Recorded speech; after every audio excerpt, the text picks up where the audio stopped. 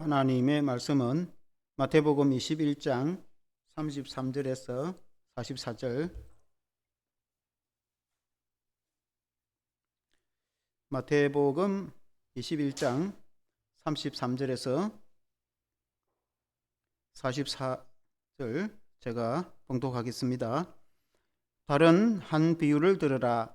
한 집 주인이 포도원을 만들어 산 울타리를 두르고 거기에 접자는 틀을 만들고 망대를 짓고 농부들에게 새로 주고 타국에 갔더니 열매 거둘 때가 가까움에 그 열매를 받으려고 자기 종들을 농부들에게 보내니 농부들이 종들을 잡아 하나는 심히 때리고 하나는 죽이고 하나는 돌로 쳤거늘 다시 다른 종들을 처음보다 많이 보내니 그들에게도 그렇게 하였는지라.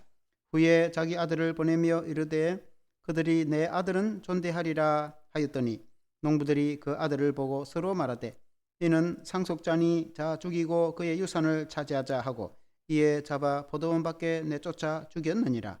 그러면 포도원 주인이 올 때에 그 농부들을 어떻게 하겠느냐? 그들이 말하되 그 악한 자들을 진멸하고 포도원은 제때에 열매를 바칠 만한 다른 농부들에게 새로 줄지니이다. 예수께서 이르시되 너희가 성경에 건축자들이 버린 돌이 모퉁이의 머릿돌이 되었나니 이것은 주로 말미암아 된 것이요 우리 눈에 기이하도다 함을 읽어본 일이 없느냐. 그러므로 내가 너희에게 이르노니 하나님의 나라를 너희는 빼앗기고 그 나라에 열매 맺는 백성이 받으리라. 이 돌 위에 떨어지는 자는 깨지겠고 이 돌이 사람 위에 떨어지면 그를 가루로 만들어 흩으리라 하시니. 아멘. 할렐루야. 포도원 농부들의 비유라는 제목으로 말씀을 드리겠습니다. 예수님이 그 공생의 마지막 주에 주님이 이제 떠나실 것을 미리 아시고 그리고 이제 주님이 장차 미래에 대한 말씀을 많이 해주셨습니다. 그리고 이제 그 마지막 주에 주님이 그 교훈을 몇 가지 가르쳐 주셨는데 그 교훈도 대부분 마지막 종말과 관계된 그런 비유의 말씀이 많습니다. 몇 가지 비유를 해주셨는데 우리가 지난주에 그 두 아들의 비유라든지 또 앞으로 혼인잔치의 비유라든지 오늘 읽은 그 포도원의 비유 이런 이제 여러 가지 비유의 말씀 교훈이 있습니다. 오늘은 포도원에 대한 비유입니다. 이 예수님이 하신 포도원의 비유가 이렇습니다. 어떤 한 집에 큰 집에 부자가 주인이 있었습니다. 그 사람이 이제 포도원 농원을 가꾸었다. 그 말이에요. 그래서 이제 포도원 농장을 가꾸어서 그 농장에 이제 땅을 깊이 파고 흙을 붓도두고 우리도 이 뒤에 보면은 이 쌍추를 심으려면은 이렇게 흙을 부드럽게 하듯이 얼마나 그 농장을 위해서 흙을 이렇게 잘 가꾸고 그리고 이제 울타리를 이렇게 만들고 망대를 높이 세워서 또 이렇게 도둑이 오지 못하도록 지키기도 하고 그리고 이제 극상품 포도원 극상품 최고의 포도나무를 심어서 정말 좋은 포도원을 만들었다. 그리고는 이제 그 포도원을 일꾼들 농부들에게 세를 주어서 포도원을 농장을 이제 운영을 하도록 농업을 하도록 주었단 말이에요. 그리고 이제 포도 농사가 굳으면 이제 세를 거두려고 이제 그렇게 하는 것이죠. 그리고 그 주인이 먼 타국에 갔다. 이제 일꾼들에게 다 맡겨놓고 타국에 갔다 이 말이죠. 그래서 이제 포도 그 열매를 거둘 때가 되어서 자기 종들을 보내는데 그래서 이제 세를 거두기 위해서 종들을 보내는데 이제 농부들이 세를 줘야 되는데 세를 주기는커녕 주인이 보낸 종들을 때리거나 박해를 하고 심지어 쫓아내고 또는 어떤 경우에 돌로 치고 어떤 경우는 심지어 죽이기까지 하는 거예요. 그래 왜 사람들이 이렇게 악하게 이러냐? 그래서 또 다른 종들을 더 많이 보내니까 역시 이제 그렇게 하죠. 그래서 주인이 아들을 보내면 내 아들을 보내면 이들이 이제 존대하지 않겠나 공경하겠지. 그렇게 이제 아들을 보내니까 그 포도원 농부들이 하는 말이 이 아들은 상속자니까 주인의 상속자니까 이 아들을 우리가 죽이면 이 농장이 우리까지 되지 않겠냐 하고 그 포도원 밖에서 그 아들을 죽였다. 그래서 주님이 그 가르치는 사람들 보고 그러면 원주인이 오면은 그 농부들에게 어떻게 하겠냐. 그러니까 그들을 다 진멸하고 세를 제때 받을 다른 농부들에게 그 포도원을 주지 않겠습니까? 그런 이제 교훈입니다. 이 교훈이 오늘 우리에게 오늘 이 어떤 말씀을 이렇게 메시지로 주는가? 그 말씀을 은혜를 받기를 원합니다. 첫째는 주인이 보낸 종들을 박해하는 농부들입니다. 포도원 농장을 가꾸어서 이 이제 좋은 그 농원을 농부들에게 일을 맡겼죠. 예수님이 이제 공생의 마지막 주에 이제 이 하신 말씀이라고 했지 않습니까? 주님이 이제 전에도 우리가 성경에 주일날 보면은 예수님이 성전에 그 비둘기 파는 것을 다 쫓아내 버리고 돈통도 엎어버리고 또 우양들을 다 쫓아내 버리고 성전을 청결하겠잖아요. 그러고는 그 성전에서 하나님의 말씀을 또 막 가르치거든.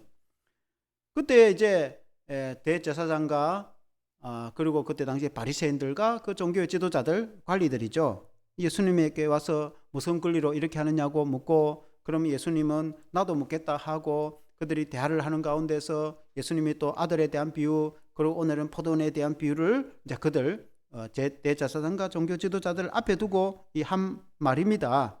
그 말이 이제 이 대제사장들은 종교의 지도자들이고 그 성전을 관리하는 사람들이겠죠. 그래서 예수님은 그 이 포도원은 하나님의 나라를 의미합니다. 오늘 읽은 뒤에 말씀에도 하나님의 나라는 너희는 빼앗기고 그 나라에 열매 맺는 백성이 받으리라고 43절에 그런 말씀합니다. 그래서 그 포도원은 하나님의 나라를 상징한다라고 볼 수 있습니다. 포도원 그 그림을 한번 떼어보세요. 이거는 비유입니다. 비유. 이제 예수님이 하신 이제 말씀이죠. 포도원을 이렇게 잘 가꾸어서 그림을. 그래서 이제 포도원 농장에 일꾼들을 시켜가지고 포도 농사를 짓게 한 겁니다. 이 포도 농사를 잘 짓게 아름다운 이제 포도원을 빚고. 저 포도원은 하나님의 교회, 하나님의 나라. 오늘 우리 시대 같으면 교회를 의미하고 구약 시대 혹은 예수님 당시의 그 공생의 시절에는 하나님의 성전을 중심으로 한 그 성전 중심의 하나님의 나라, 이스라엘 백성들은 하나님의 나라 백성들 아닙니까? 그러니까 하나님의 나라, 그 하나님의 나라에 대한 이야기입니다. 이 포도원을 비유를 한 겁니다. 그러면 그 포도원에 일을 하는 일꾼들은 그 하나님의 성전에서 일하는 일꾼들을 두고 한 말이겠죠. 일꾼들을 두고 하는 말이고, 그리고 이제 주인은 하나님이시겠죠. 그 포도원을 가꾼 이가 하나님이다 그렇게 말합니다. 오늘도 우리가 처음에 그 33절에 보면은 다른 한 비유를 들으라 한 집 주인이 이 포도원을 만들어 이렇게 말했단 말입니다. 그러니까 주인이 포도원을 만들었어요. 처음에 농장의 일꾼들이 저 포도원을 만드는 것이 아니고 주인이 포도원을 만들었어요. 그러니까 포도원을 만든 자는 주인이다. 그러니까 그 주인은 하나님을 상징합니다. 하나님의 교회는 하나님이 주인이다. 구약의 성전과 이스라엘 백성들을 세우시고 하나님의 나라를 건설하신 분은 하나님이시다. 오늘날에도 교회를 세우고 교회를 이끌어 가시는 분은 하나님이시다. 다 우리는 주의 종들이고 물론 이제 우리 교회다 이렇게 하지만 하나님이 이제 원주인이죠. 그리고 하나님이 역사를 하신다. 출발도 하나님이 하시고 교회를 세우신 분도 하나님이시고 교회를 운영하시고 이끌어 가시는 분도 하나님이시다.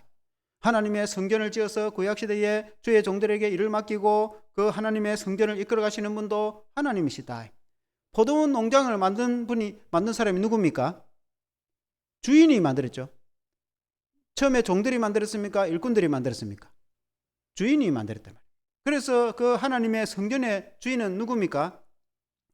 하나님이시다. 그 주인은 하나님을 비유하니까. 오늘날 교회도 마찬가지죠. 오늘날 교회의 주인은 하나님이시다.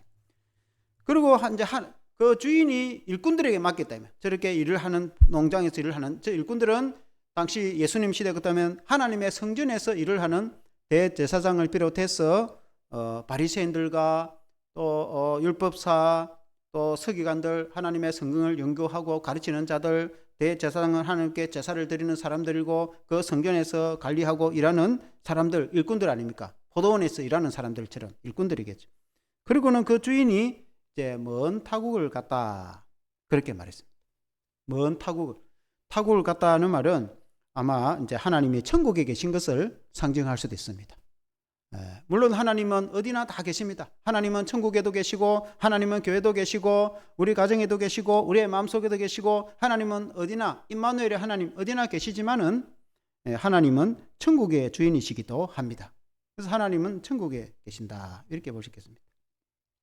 그런데 그 주인은 종들을 끊임없이 보냅니다. 그 다음 그림을 한번 해보세요. 주인이 이제 종들을 보내가지고 세를 이제 달라 그렇게 이제 왜냐면은 주인이 그 포도원을 만들어서 세를 내줬기 때문에 당연히 그 일을 한 사람은 포도를 자기도 하지만 이제 세를 줘야 되는 거죠. 저도 어릴 때 보니까 우리 집에 아버지께서 농업을 하셨는데 우리 집에 소유의 논도 있고 논이 뭐 그렇게 많지는 않았는데 제가 생각해 보니까 어떤 것은 이제 아버지가 돈을 주고 사가지고 그 농장을 꾸미는 것도 운영을 하는 것도 있고 어떤 것은 이제 그 논을 빌려가지고 농사를 짓는 거예요. 쌀을, 배를 거두는 겁니다. 그럼 저도 따라가 본 적 있어요. 그 쌀을 이제 방아를 찧어가지고 그래가 쌀을 이제 뭐 자루나 가마에 넣어가지고 그걸 이제 실에다가 그냥 주더라고. 쌀을 직접 주더라고. 그러니까 이제 수곡을 준다 이렇게 하더라고. 근데 곡식 거둔 것을 세를 주는 거예요. 몇 대 몇인지 잘 모르겠는데 지금은 그게 7대 3인지 뭐 6대 4인지 모르겠지만 하여튼 몇 프로를 이제 주기로 약속을 했겠죠. 그러니까 얼마를 이제 주는 거예요. 농부들이 많이 또 자기 땀 흘려 이랬기 때문에 많이 합니다. 주인에게 그냥 세를 주는 정도지 이렇게 뭐 절반까지 주고 그러지도 않아요. 그냥 일부 세를 주고 나머지는 농부가 다 합니다. 그래서 이제 세를 이제 당연히 주인이 땅 주인이니까 세를 거두는 건 당연한 거죠. 주인이 종을 보내서 세를 거두러 보냈는데 농부들이 세를 주지 않고 오히려 세를 받으러 온 그 하인들을 종들을 때리고 심지어 돌로 치고 포도원 밖으로 쫓아내버리고 그런 어떤 경우는 죽이기까지 했다. 얼토당도 않는 거죠. 당연히 땅 주인에게 세를 내고 농장 주인에게 일부 세를 내야 되는 게 마땅한데 그렇게 하지 않았다. 그래서 그것은 이제 부패한 사람들이겠죠. 부패한 농부들. 그것이 이제 당시 예수님 시대 같으면 대제사장을 비롯해서 당시 종교 지도자들은 부패한 관리들인 거예요. 타락하고 부패한 교회, 부패한 일꾼들이다 그 말입니다. 세상에 이제 안 믿는 사람들, 어떤 경우는 선교사님들이 해외 나가서 복음을 전하다가 선교사들이 이제 복음을 전해가지고 복음을 받아들이는 사람도 있지만은 복음을 받아들이지 않고 예수님을 믿기를 싫어해가지고 선교사를 때려가지고 박해를 하는 경우도 있고 돌로 치는 경우도 있고 어떤 경우는 선교사들이 죽어서 순교를 하는 경우가 오늘 이 시대에도 세계 곳곳에서 일어나기도 하고 또 인류 역사에 교회 역사에서 수많은 경우에 선교사들이 순교를 했습니다. 그 뭐 이루 말할 수가 없어요. 우리나라 복음전도 현장에도 엄청난 순교가 일어났습니다.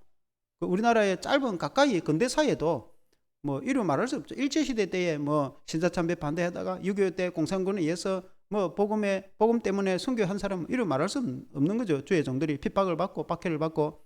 그런데 여기에는 하나님의 교회에서 핍박을 받고 박해를 받는다. 왜냐하면 믿지 않는 사람들에게 박해를 받은 것이 아니고 하나님의 종들이 박해를 받은 것이 아니고 하나님의 교회에서 박해를 받았다. 왜 그런 일이 일어나느냐? 부패한 관리들. 국가와 민족도 국가도 부패하고 악하고 포악하게 되면은 선한 사람들을 박해하고 하나님의 종을 핍박하는 경우도 있듯이 교회에도 이 교회가 부패하고 타락하게 되면은 교회의 관리나 지도자들이 오히려 주의 종들을 핍박하고 박해하는 일이 일어나게 되는 거죠. 예수님 시대에 그렇게 한 거죠. 왜냐하면 예수님 시대에 그 이전에도 그런 일이 많이 있었고 예수님 시대에 예수님과 그 종들을 얼마나 박해하고 쫓아내고 때리고 예수님을 결국 십자가에 못 박혀 죽게 만드는 거 아닙니까? 그러니까 그 하나님의 교회는 하나님의 종들이 하나님을 잘 섬겨야 되는데 그렇게 하지 못했기 때문에 이제 그렇게 한 거죠. 구약 성경에 보면은 그 스가랴 선지자가 있습니다. 요아스 왕 그림을 한번 떼어보세요. 구약에 요아스라는 왕이 있습니다. 구약 성경에 보면은 남유다 왕의 그 열왕기서에 보면은 북이스라엘이 있고 남유다 이스라엘이 두 나라로 갈라졌잖아요. 그 남유다의 왕 중에 여호사밧 왕의 증손자가 되죠. 이 이제 요아스라는 왕이 있습니다. 저 요아스라는 왕이 어릴 때 7세 때의 왕으로 등극을 합니다. 그렇게 된 이유가 저 대제사장이 여호야다입니다. 그 시대에 이제 요아스의 그 할머니가 아달랴라는 아주 포악한 황태후입니다. 그 이세벨의 딸이죠. 아달랴가 이세벨의 공주인데 남쪽으로 시집을 와가지고 그리고 이제 우상을 숭배하고 부패하고 타락하고 그렇게 됩니다. 북쪽에 그 이 아합의 가문을 심판할 때 예후라는 이제 왕이 세워져서 하나님이 예후를 통해서 북이스라엘을 종교 개혁을 할 때에 남쪽에 있는 아하시아, 이 아달랴의 포악한 황태후 아들 아하시아가 북이스라엘에 갔다가 죽임을 당합니다. 그러니까 이제 아달랴라는 포악한 아주 태후가 있는데 자기 아들이 죽은 걸 보고 획 돌아붙는가 봐. 그래가지고 왕궁에 있는 왕자들을 다 자기 손으로 죽입니다. 아주 대대적인, 그러니까 이제 부패하고 타락해가지고 결국 자기가 권력을 잡게 됩니다. 자기가 권력을 잡기 위해서 자기의 그 혈육들을 다 죽이는 그런 일이 있었어요. 아달랴라는 아주 악한 왕이 있었어요.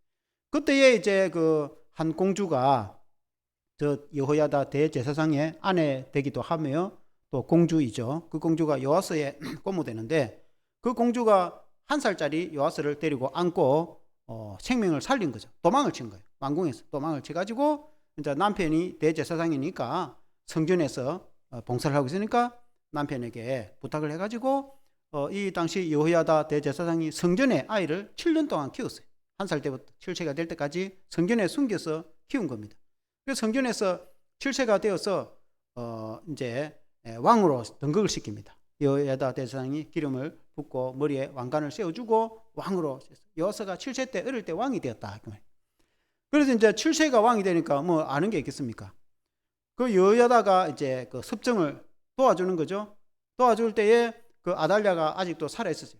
군대를 일으켜서 그 포악한 아달랴를 처단을 하고 죽입니다. 그리고는 나라를 회복을 시킵니다.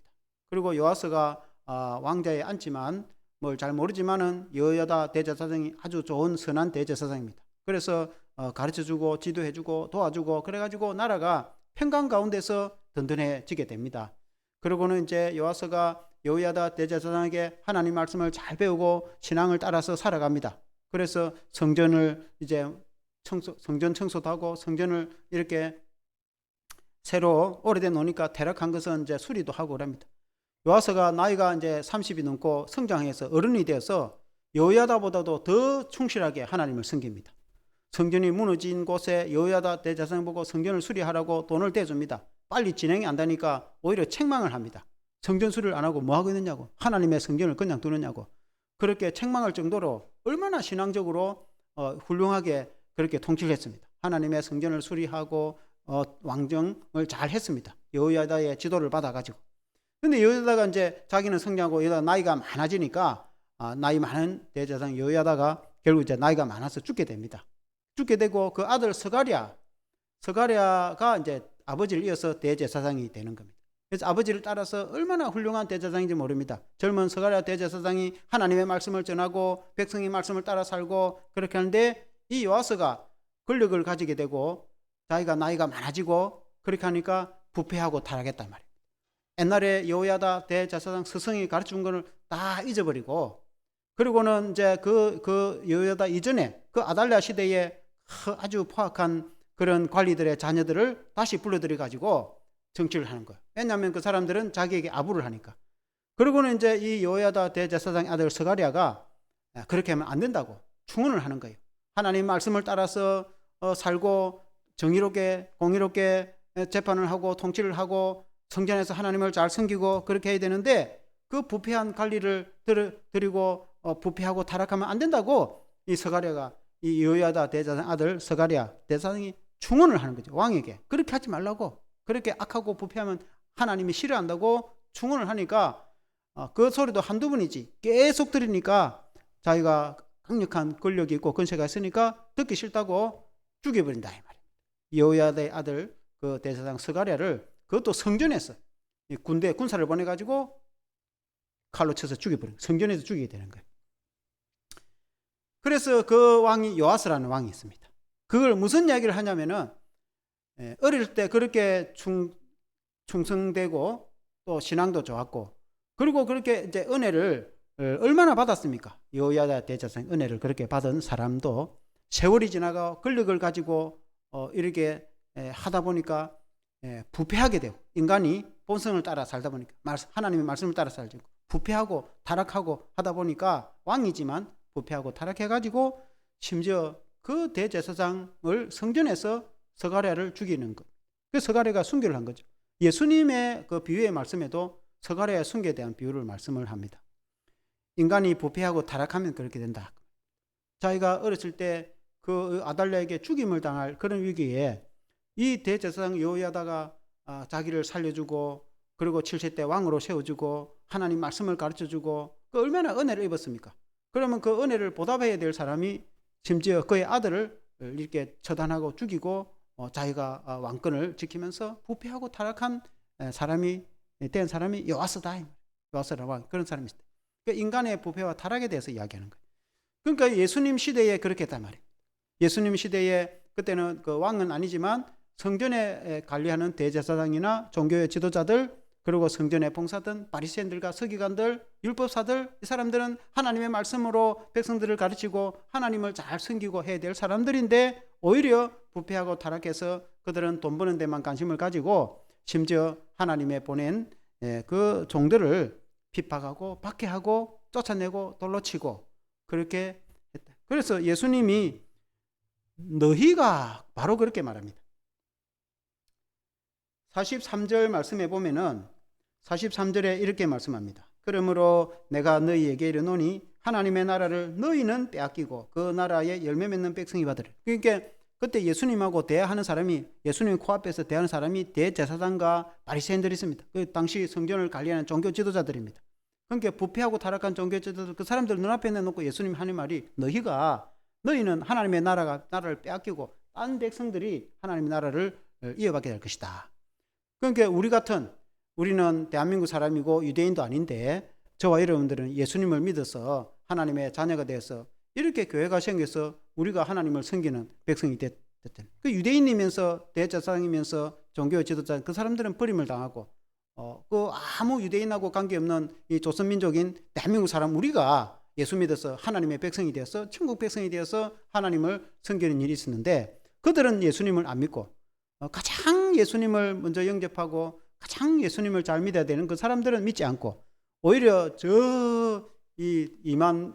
수만 떨은 참 2억 마리 떨어진 우리 대한민국 우리 이 조선 사람들이 예수님을 믿어서 하나님의 백성이 되어서 천국 백성이 되고 또 우리가 구원도 받고 하나님 말씀도 배우고 하나님의 은혜를 받고 축복을 받는 그런 믿음의 생활이 저와 여러분이 된 걸 여러분 믿으시기를 바랍니다.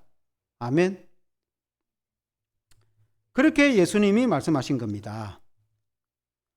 그러므로 우리가 이제 오늘날 교회도 인류 역사상 국가와 사회도 부패하고 타락할 수도 있고 교회도 타락할 수가 있는 거예요. 역사를 보면. 그래서 역사에 종교개혁이 일어난 것도 우리가 오늘 개신교였던 교회가 생겨났죠. 그러니까 우리는 한국 교회는 부패하고 타락하지 않도록 여러분이 기도를 많이 해야 되겠죠. 교회 다니는데 예수 잘 믿어보겠다고 하는 사람이 오면은 두드리 패고 그러면 되겠습니까? 교회 다니는 사람끼리 저와 여러분들이 교회 다니는데 교회 와서 나는 예수님 잘 믿을까 하는 사람 오면은 두드리 패고 그렇게 하면 말이 안 되죠, 교회가. 그러니까 교회가 부패하면 그런 일이 일어난단 말입니다. 그러니까 그렇게 되지 않도록 저와 여러분들이 기도를 해야 되겠죠. 아멘. 두 번째는 주인의 아들을 죽이는 포도원의 농부들입니다. 예수님의 비유에 예수님이 그 이제 포도원을 갖고 온 그 주인에 대해 비유하면은 일꾼들에게 일을 맡겼는데 그리고 이제 새를 거두기 위해서 종들을 이제 보냈는데 종들을 새는 죽이는커녕 두드리 패고 쫓아내 불고 돌로 치고 그렇게 하니까 그 주인이 생각하기를 내 아들을 보내면은 이들이 존경 안 하겠나. 그렇게 이제 생각하고 자기 아들을 보내는 거예요. 37절에 한번 같이 읽어보겠습니다. 37절 시작.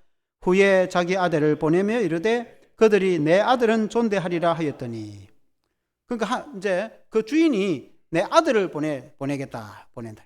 38절을 뭐라고 했냐면은 농부들이 그 아들을 보고 서로 말하되 이는 상속자니 자 죽이고 그의 유산을 차지하자 하고, 농부들은 이제 딴 생각을 하는 거예요.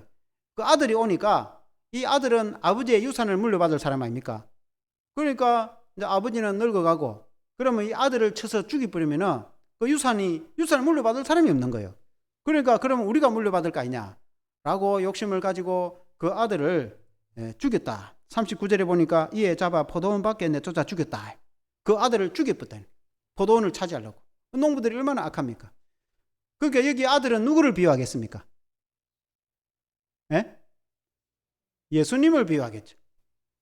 포도원 주인은 하나님이고, 여기 하나님이 그 아들을 보내다는 것은 그 아들은 하나님의 아들 예수님을 의미하는 거예요. 예수님 자신을 의미하는 거예요. 예수님이 하나님의 아들이신 예수님이 이 땅에 오신 거예요. 그러면은 그 하나님의 성전에서 그 관리하고 그렇게 하던 사람들은 그 하나님의 아들이신 예수님을 가장 최고로 극진으로 받아들이고 영접하고 믿고 대접을 해야 되는데, 오히려 반대로 이 예수님이 하나님의 아들이면 돌로 쳐서 죽이고, 그러고는 이제 저 밖으로 쫓아냈다는 거예요. 그 아들을. 주인이 포도원에 일하는 일꾼들이 생각하기를 이 주인의 아들은 유산을 이제 물려받을 자이니까 그를 죽이고 우리가 차지하자, 이런 욕심을 가지고 그 아들을 이제 농원 밖으로, 포도원 밖으로 쫓아내 가지고 그러는 거기서 쳐 죽인 거예요. 그 말씀은 우리 예수님이 서문 밖으로 끌려 나갔어요. 우리 예수님이 이 대제사장과 서기관들이, 바리새인들이 이제 고발을 하니까, 그리고 이제 로마 총독이 사형 언도를 내리니까 군인들이 끌고 그 예루살렘 문 밖으로, 예루살렘 성전 밖으로, 예루살렘 성 밖으로, 그 서문 밖이라거든요. 약간 서북 쪽이에요. 서문, 그 예루살렘 성문 밖으로 예수님을 끌고 나가서 결국 십자가에 죽였지 않습니까? 그와 같이 그 죽임을 당하는 예수님인 거예요. 하나님의 아들이신 예수님이, 하나님이 그 모든 교회의 주인이시고 하나님이 성전의 주인이시고, 그렇게 한데 그 모든 이제 그것을 물려받을 분은 예수 그리스도, 우리 예수님이신데, 오늘날도 마찬가지죠. 우리의 교회의 주인은 하나님이시고 이 하나님의 나라와 천국과 모든 것을 물려받으실 분은 예수님이시죠. 하나님 아버지께서 예수님에게 모든 권세를 다 주셨고, 우리 예수님이 말씀하시기를 하늘과 땅에 있는 모든 권세를 내게 두셨으니 그러므로 너희는 같은 모든 민족으로 제자를 삼아 아버지와 아들과 성령의 이름으로 세례를 주라 라고 말씀하신 것처럼, 하나님의 천국과 하나님의 교회와 이 땅의 그 모든 권세를 하나님 아버지께서 예수님에게 주셔서 예수님에게 모든 권세가 있다, 그 말입니다. 아멘. 그럼 우리는 어떻게 해야 되겠어요? 예수님을 잘 영접해야 되겠습니까? 예수님을 박해를 해야 되겠습니까? 당연히 예수님을 잘 영접하고 예수님을 잘 믿고, 그게 하나님을 잘 믿고 하나님을 잘 섬기는 길이고, 그것이 구원받는 길이 되는 겁니다. 아멘. 그러나 예수님 당시에 대제사장이나 그 사람들이 그렇게 했습니까? 안 했습니까? 안 했단 말입니다. 그때 그 사람들이 예수님을 어떻게 했습니까? 그 종들이 때리고 박해를 하고, 저번에 우리 고난주간 때 그 영상을 봤죠? 예수님을 끌고 가서 결국은 십자가에 매달아 죽이게 하잖아요. 하나님의 아들이신 예수님이 이제 죽게 된 거예요. 그러니까 예수님도 대단하시죠. 그 당사자들이 바로 앞에 있는 그 대제사장과 그때 당시에 서기관과 바리새인들이 그 앞에 있었어요. 당사자들 있는 그 사람들 보고 너희가 그렇다, 그렇게 바로 이야기를 한 거예요. 그렇게 이 사람들이 자기들 보고 그렇게 하는 줄을 깨달아 알고, 이 주인의 아들은 하나님의 아들인 예수님인 줄 알고 얼마나 믿겠어요. 자기들 보고, 당사자들 보고 바로 그 앞에서 그러니까 때려 죽이고 싶은 거야. 그러니까 예수님을 잡아서 그 자리에서 쳐서 죽이고 싶은데, 사람들이 예수님을 주의 예수님을 존대하고 선지자로, 예수님을 메시아로 막 존경하고 공개하고, 그 국민들이 앞에 딱 있으니까 그 어찌 하지 못하고 참고 넘어가서 나중에 결국 예수님을 죽이게 되는 거죠. 그렇게 이제 말씀하는데, 그 43절 말씀을 하기 전에, 너희가 그렇다 이 말을 하기 전에 그냥 순수하게 농부에 대해서 비유를 다 하고 나서 그 사람들에게 물어봅니다. 그 사람들에게 뭐라고 물어보냐면은, 이렇게 악한 농부들이 있는데 그러면 그 농장 주인이 어떻게 하면 좋겠나 하니까 그 말을 들은 그 사람들이, 당사자들이 하는 말이, 그런 악한 자들을 그냥 놔주면 안 되죠. 주인이 오면은 완전히 진멸하고 다 죽여버리고, 그리고 제때 포도원 세를 줄 수 있는 사람, 다른 백성에게 그 포도원을 세를 줘야 됩니다. 본인들이 그 이야기 한 거예요. 그러니까 예수님이 너희가 그렇다 이렇게 이야기. 아이고 참 대단합니다. 우리 상상을 좀 해봐도 좀 그렇잖아요.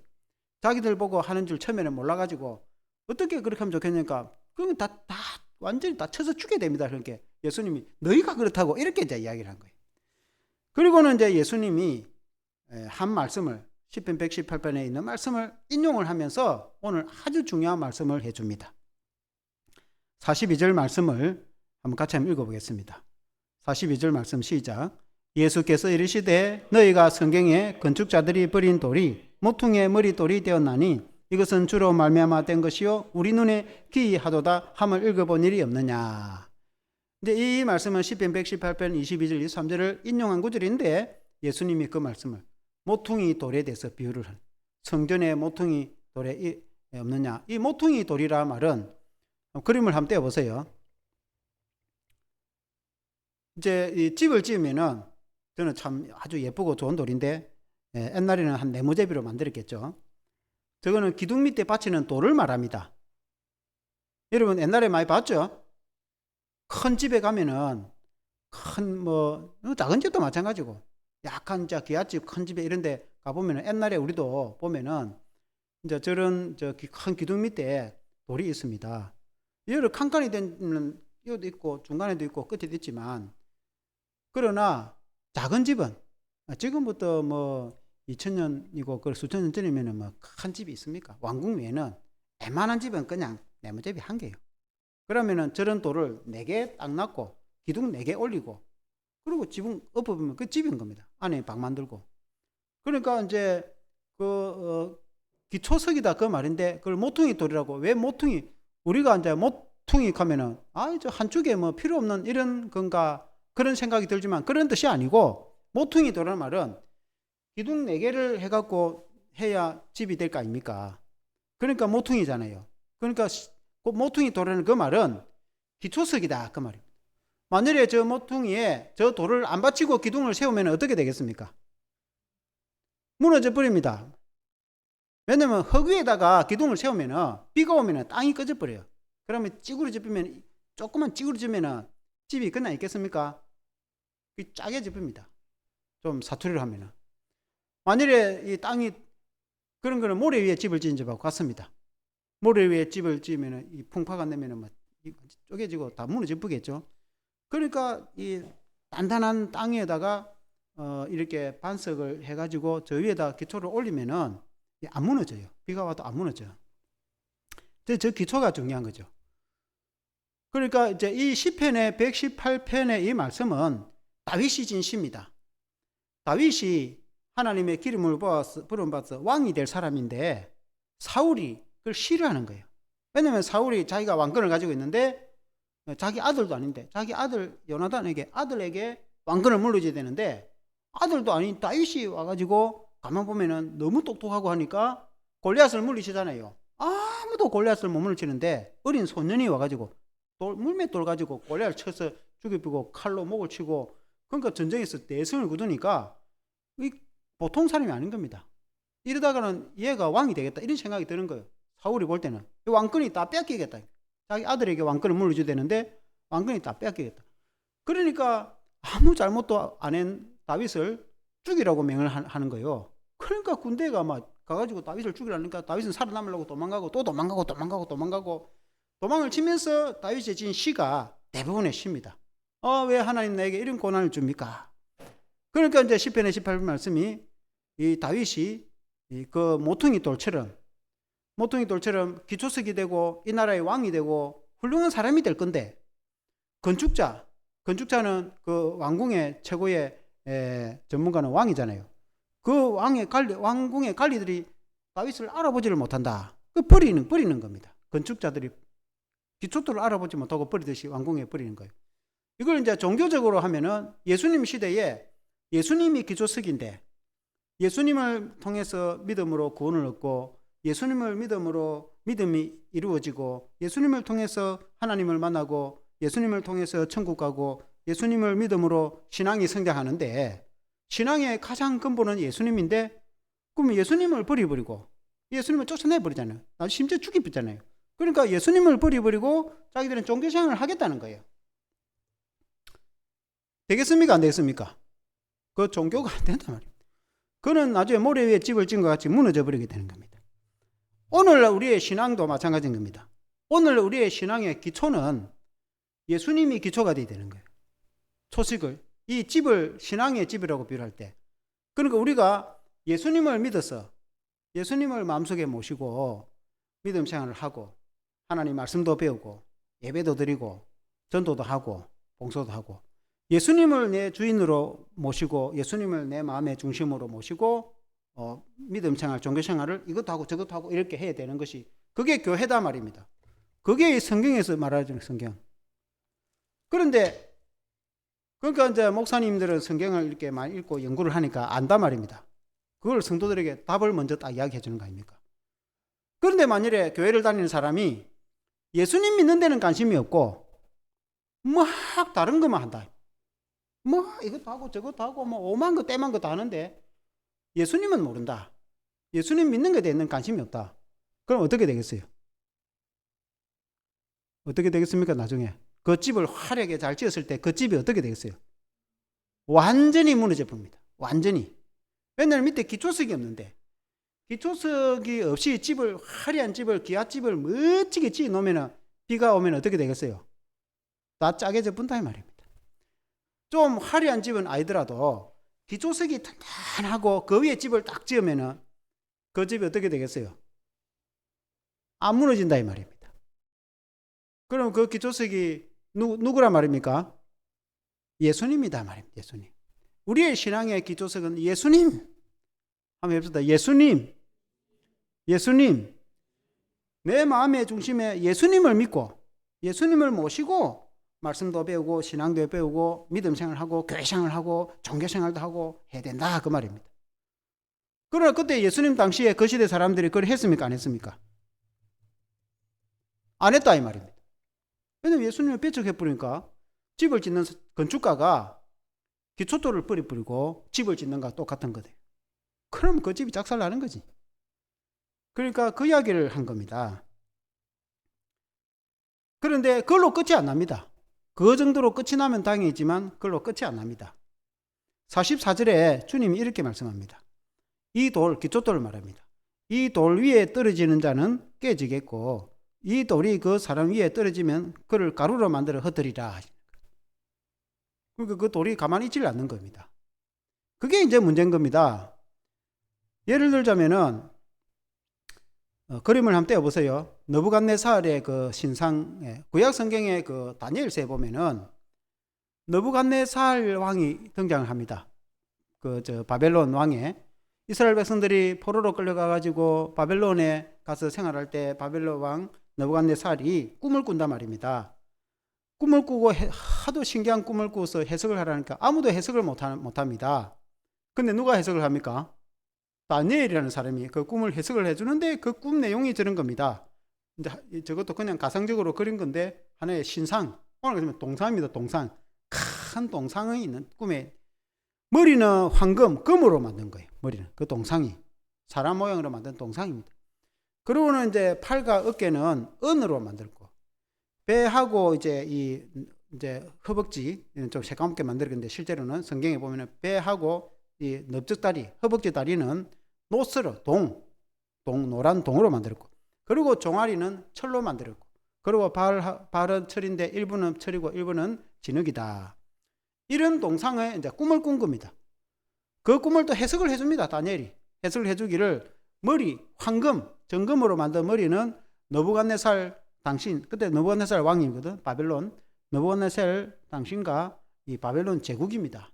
그러니까 바벨론 제국이 얼마나 화려하고 그 했으면은 그러니까 이 머리 정금은 느부갓네살과 이 바벨론 제국이고 그 다음에 그 금보다 조금 못한 이 넓은 땅을 차지하게 되는 이는 바사 페르시아 바벨론이 곧 멸망당합니다. 멸망당하고 페르시아 바사라는 제국이 은과 같은 제국이 들어서게 돼요. 그 다음에 이제 그 나라가 망하고 나서 그 다음에는 놋과 같은 이런 나라인데 그보다 좀 못하지만 넓은 땅, 배가 넓적하듯이 넓은 땅을 찾은 알렉산더가 세운 헬라 그리스 제국입니다. 이제 지금 세월이 다니엘은 예언을 했지만 지금은 우리가 보니까 역사가 지나서 보니까 실제로 그리 됐잖아요. 그러니까 알렉산더 제국이 그 땅을 다 차지합니다. 그리고 알렉산더 제국이 멸망을 하고 나서 철같이 강한 나라가 등장한다. 그 이제 로마 제국입니다. 이 종아리는 철이거든요. 철같이 강한 나라가 등장해가지고 그 철의 나라의 시대에 한 뜨인 돌이 생긴다. 뜨인 돌의 말은 사람이 집어가지고 이 뜬 돌이고 돌 스스로가 공중에 떴다 그 말. 돌 하나가 스스로 공중에 떴는데 뜨인 돌이 등장을 한 거예요. 그 철의 나라에서의 돌이 하나 떠가지고 등장을 하더니 꿈에 그리고는 저 동상을 완전히 깨어가지고 가루로 만들어버리고 그런 그 돌들이 온 세상에 가득하였다라고 해석한 거예요.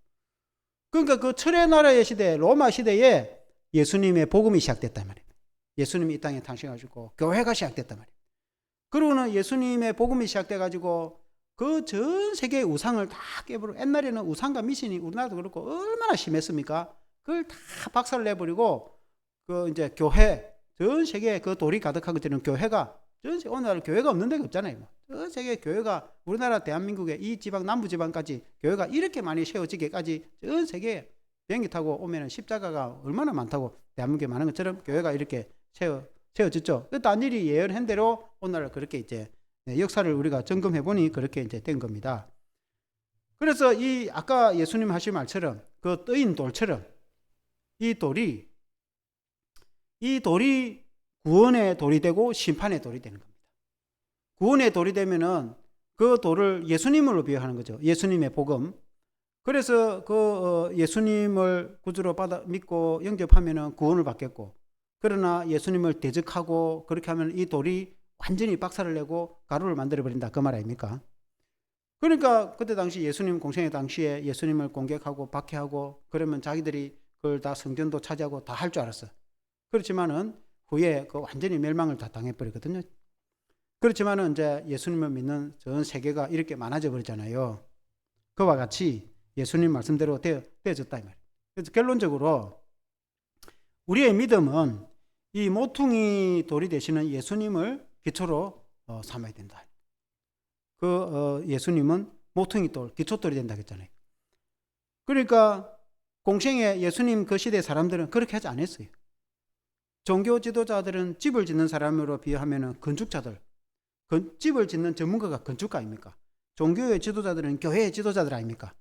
근데 그 사람들은 예수님을 가장 먼저 영접하고 예수님을 잘 모셔야 될 그 사람들이 오히려 예수님과 그 종들을 쳐서 죽이고 쫓아내버리고 그렇게 했단 말입니다. 그러나 오늘 우리는 예수님을 잘 믿고 예수님을 잘 영접하고 예수님을 잘 섬기고 그렇게 하면 어떻게 되겠어요? 우리가 구원을 받을 뿐만 아니라 창대하게 되겠죠. 그게 신앙이다 그 말입니다. 예수님이 그걸 가르쳤다 이 말이에요. 아멘.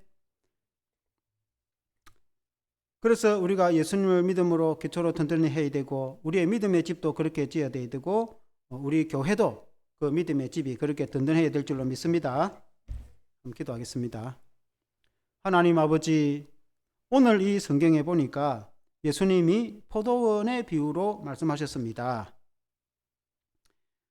포도원의 농장을 일꾼 분은 주인이라고 한 말씀처럼 교회를 세우신 분은 하나님이시고 교회의 주인도 하나님이신 줄로 믿습니다. 하나님 아버지께서는 그 아들 예수 그리스도를 보내주셔서 누구든지 예수님을 믿음으로 구원을 얻고 예수님을 통해서 은혜를 얻고 예수님을 통해서 놀라운 축복을 받는다고 성경에 말씀하고 있습니다. 그러나 많은 인류 역사에서 예수님을 배척하고 예수님의 종들을 핍박하고 심지어 죽이고 내쫓고 또 돌로 치고 그렇게 했습니다. 그러나 사랑하는 주님, 우리는 예수님을 잘 믿어서 우리가 정말 하나님의 자녀로서 믿음과 신앙을 따라서 오직 예수님을 마음의 중심에 모시고 그 기초석이 되시는 예수님을 믿고 살아갈 때에 우리가 믿음의 집을 든든하고 튼튼한 집을 지어서 풍파와 환란이 닥쳐도 흔들리지 않고 넘어지지 않는 믿음의 집을 지을 수 있도록 도와주시기를 간절히 기도드렸고 원합니다. 우리 예수님은 떠인 돌과 같아서 온 세계와 세상을 심판하신다고 말씀하고 있습니다. 그러므로 우리가 주님 앞에서 구원받고 또 영원히 승리할 수 있는 길은 오직 예수 그리스도밖에 없다는 이 믿음으로 승리하도록 도와주시옵소서. 우리 모든 성도들이 예수님을 믿고 그 믿음을 기초로 승리하고 우리 교회도 예수님을 기초로 하여서 성전을 짓고 집을 짓듯이 믿음의 집을 지어가는 교회가 되게 하여 주시옵소서. 예수 그리스도 이름으로 기도합니다.